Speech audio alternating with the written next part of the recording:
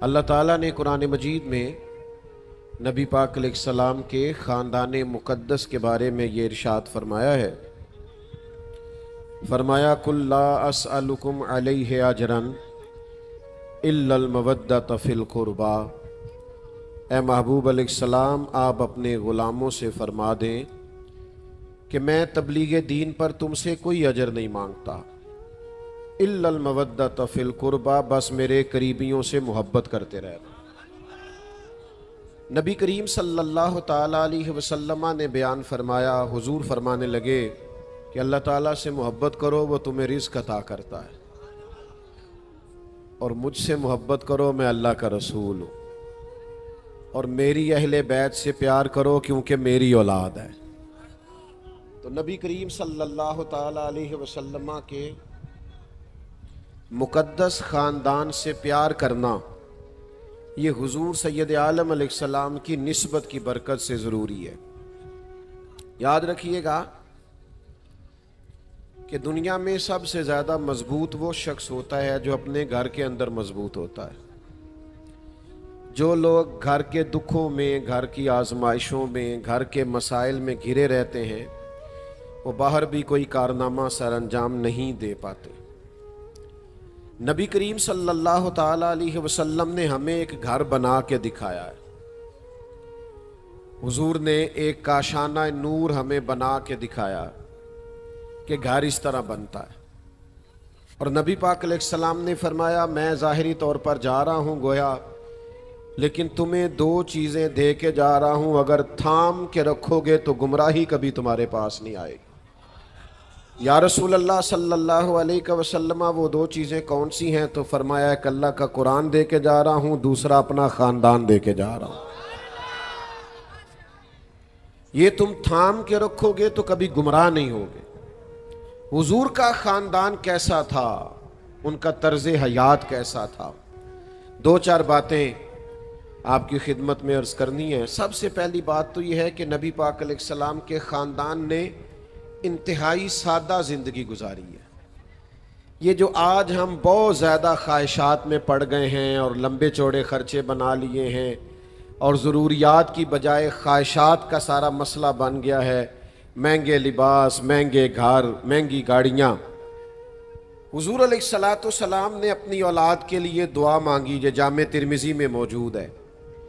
کریم اللہ کی بارگاہ میں عرض کرنے لگے، اے اللہ، ایک وقت روٹی دینا اور ایک وقت فاقہ دینا۔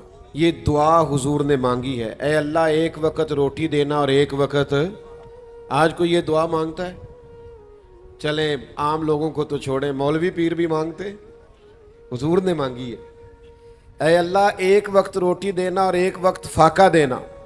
کہا اے اللہ جب تو مجھے رزق عطا کرے تو میں تیرا شکر ادا کروں، اور جب تو فاقہ دے تو پھر میں تیری بارگاہ میں التجا کروں۔ تو یہ سادہ طرز زندگی خود نبی کریم علیہ السلام نے اللہ سے مانگا ہے۔ حضرت عائشہ صدیقہ رضی اللہ تعالیٰ عنہ فرماتی ہیں، کئی دن گزر جاتے تھے، گھر میں چولہا نہیں جلتا تھا، کھجور اور پانی پہ گزارا کر لیا کرتے تھے۔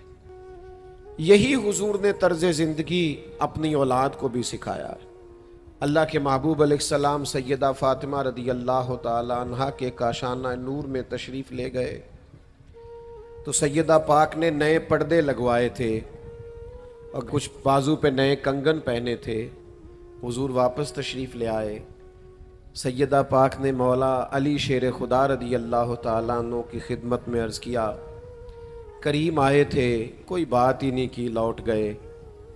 مولا علی شیر خدا حضور کی عالی مرتبت بارگاہ میں حاضر ہوئے، یا رسول اللہ کیا ہوا؟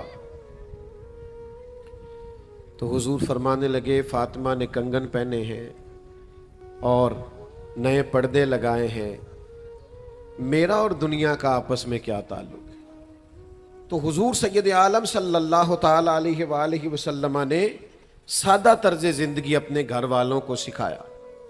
تو میرے پیارے بھائیوں، بالخصوص نوجوانوں، اپنی زندگی میں سادگی لائیں، اس سے برکت ہوتی ہے، اور سادہ طرز زندگی پھر بھی آسان ہوتا ہے۔ دوسرا، نبی پاک علیہ السلام کے خاندان کا کمال دیکھیے۔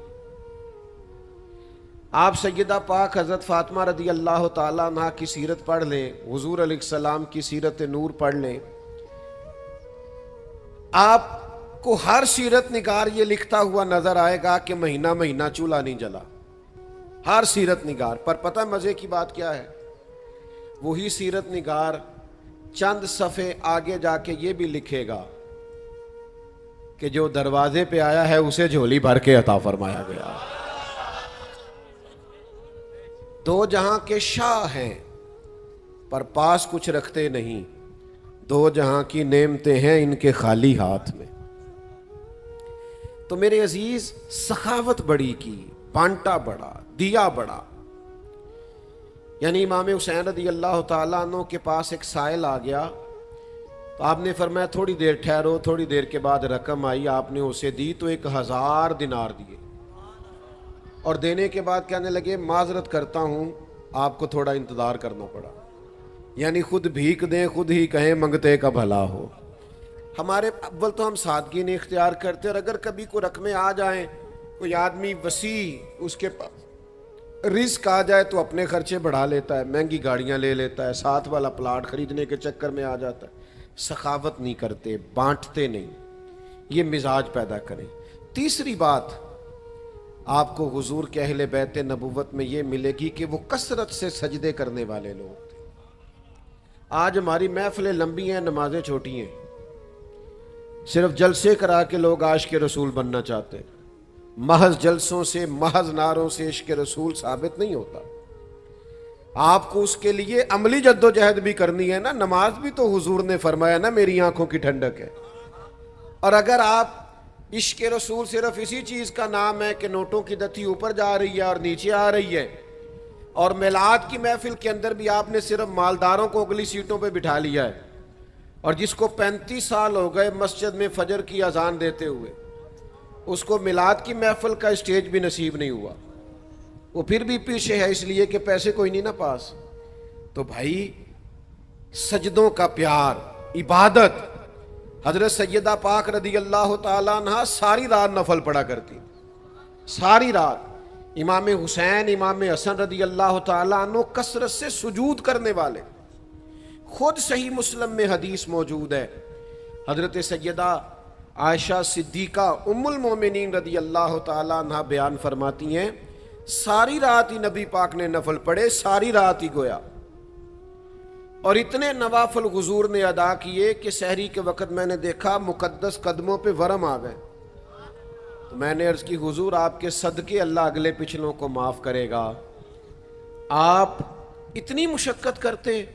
تو فرمایا آپ نے مجھے کہا ہے نا کہ اللہ کے مجھ پر بڑے انعامات ہیں، تو پھر میں اپنے رب کا شکر گزار بندہ نہ بنوں؟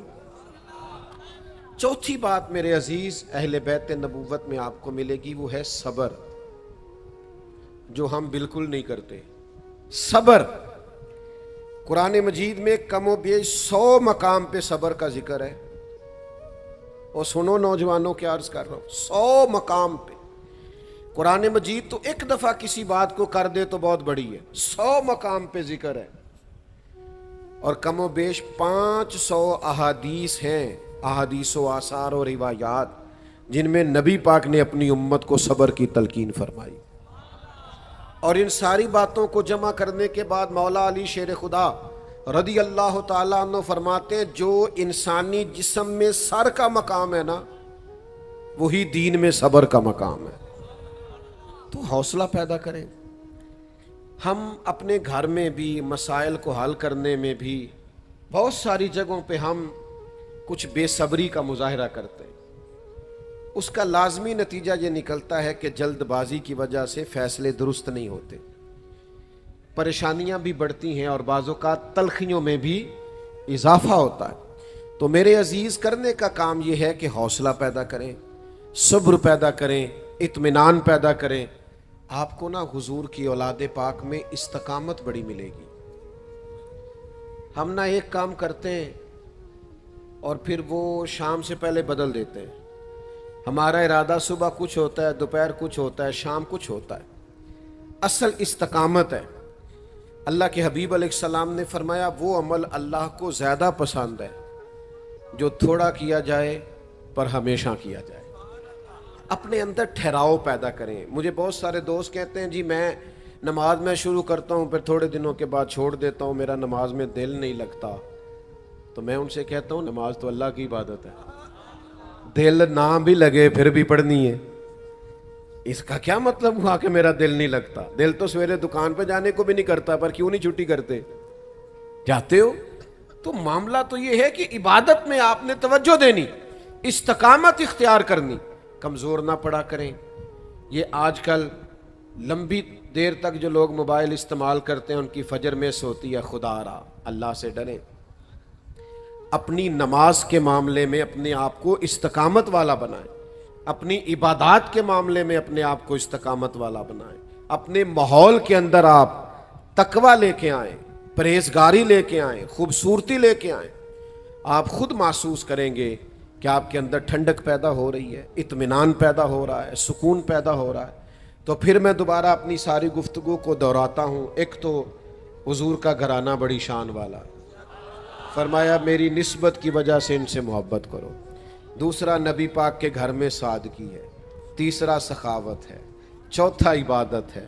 اور پنج تن پاک کا صدقہ پانچویں بات استقامت ہے. تو ہم نے استقامت کو نہیں چھوڑنا, ان چیزوں پر ضرور توجہ دیں. آخر دعوانا الحمد